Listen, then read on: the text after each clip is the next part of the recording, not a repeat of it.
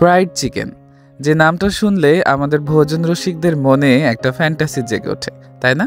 প্রিয় দর্শক, আমি রাকিবুল।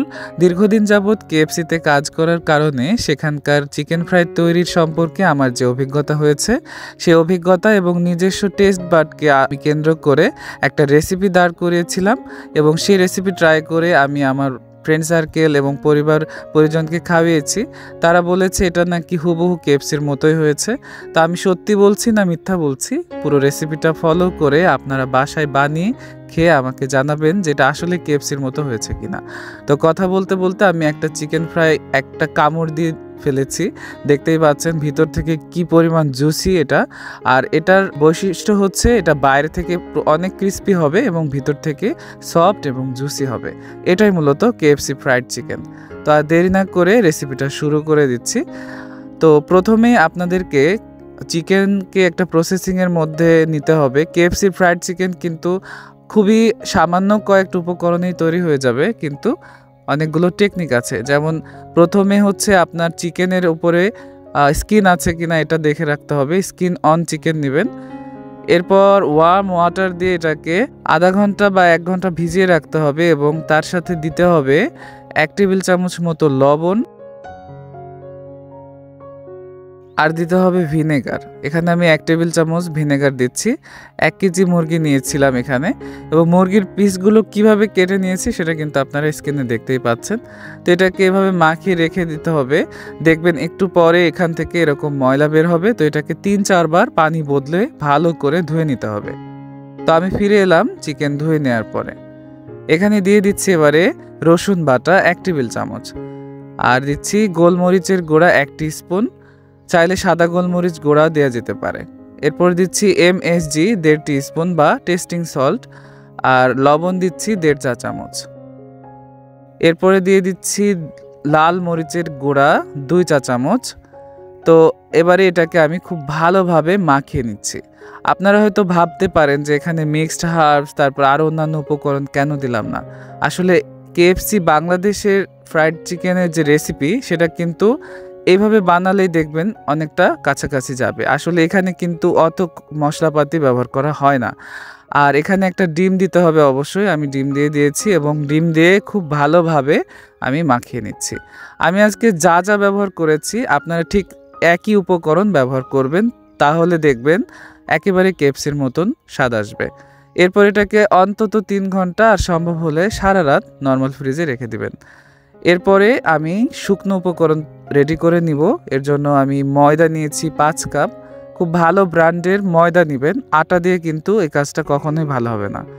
তো ময়দা নিয়েছি 5 কাপ। এরপর এখানে দিয়ে দিচ্ছি বেসন 5 টেবিল চামচ। বেসনটা এখানে চাইলে যে কোনো বেসন নিতে পারেন, তবে ছোলার বেসনটা নিলে ভালো হয়। এরপরে নিয়েছি কর্নফ্লাওয়ার 5 টেবিল চামচ। তারপরে দিয়ে দিচ্ছি বেকিং পাউডার। অনেকে জানতে চান যে আমি কোন ব্র্যান্ডের বেকিং পাউডার ইউজ করি, তো তাদের জন্য দেখিয়ে দিলাম ব্র্যান্ডটা। দিয়ে দিয়েছি 1 টিস্পুন। এখানেও টেস্টিং সল্ট দিলাম 2 টিস্পুন এবং গোলমরিচের গুঁড়া দিয়ে দিচ্ছি 1 টিস্পুন, আর দিচ্ছি 2 চা চামচ লবণ। এবার এখানে দিয়ে দিচ্ছি 1 tablespoon red chilli powder বা লাল মরিচের গুঁড়া। আরও দিয়ে দিচ্ছি গুঁড়া দুধ। গুঁড়া দুধটা আসলে অবশ্যই দিতে হবে। এখানে 2.5 টেবিল চামচ গুঁড়া দুধ দিয়েছি। তো পরিমাণগুলো স্ক্রিনেও দেখতে পাচ্ছেন, আর আমি ডেসক্রিপশন বক্সেও লিখে দিব। তো এরপর এটা খুব ভালোভাবে এভাবে মিশিয়ে নিতে হবে। তো টেস্টিং সল্ট দেয়া দেখে অনেকে ভাবতে পারেন যে টেস্টিং সল্ট দিলাম, এটা কি স্বাস্থ্যের জন্য উপকার না ক্ষতিকর? তো টেস্টিং সল্ট কিন্তু মোটেও ক্ষতিকর না, এটা আপনি গুগলে সার্চ দিলে দেখতে পারবেন। তো এবারে আমি চিকেনটাকে কোটিং করে নেব।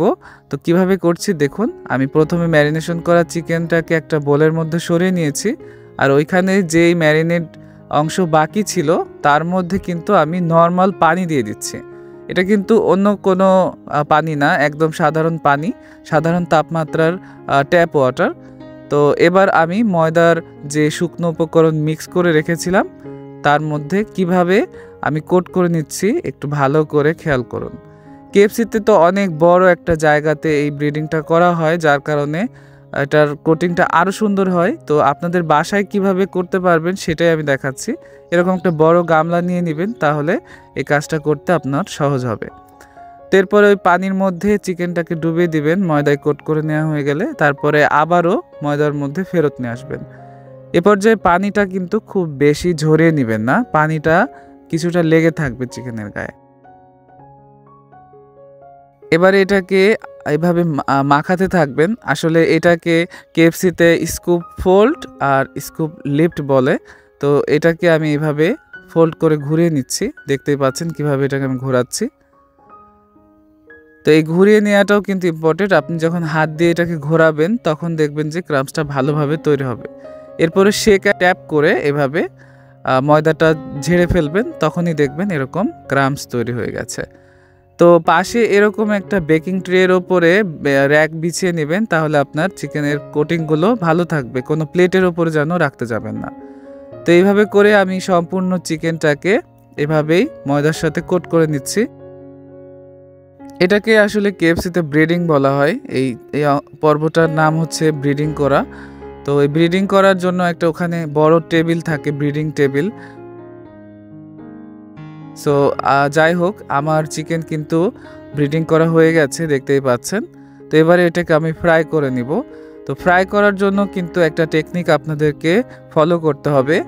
এরকম বড় একটা প্যানের মধ্যে ফ্রাই করবেন, আর তেল কিন্তু পর্যাপ্ত পরিমাণে দিতে হবে।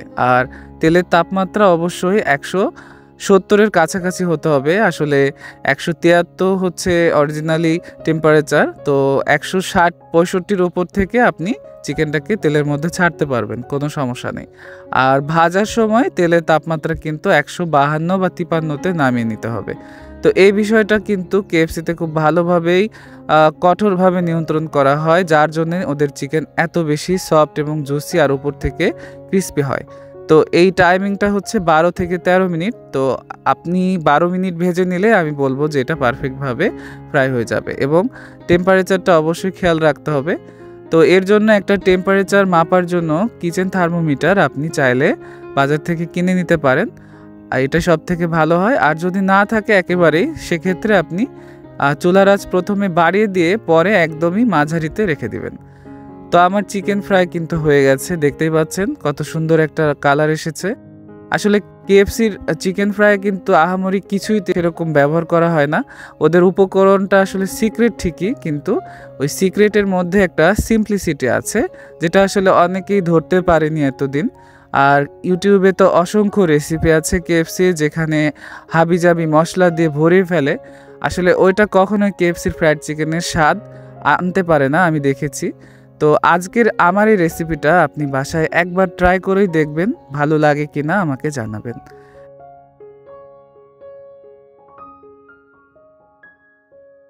তো আমার চ্যানেলে কেএফসির এই রিজো রাইসের রেসিপিটাও খুব শীঘ্রই আসবে। তো সে পর্যন্ত আমার চ্যানেলটাকে সাবস্ক্রাইব করে আমার পাশেই থাকুন। এতক্ষণ ধরে রেসিপিটা দেখার জন্য আপনাদের সবাইকে অসংখ্য ধন্যবাদ। আল্লাহ হাফেজ।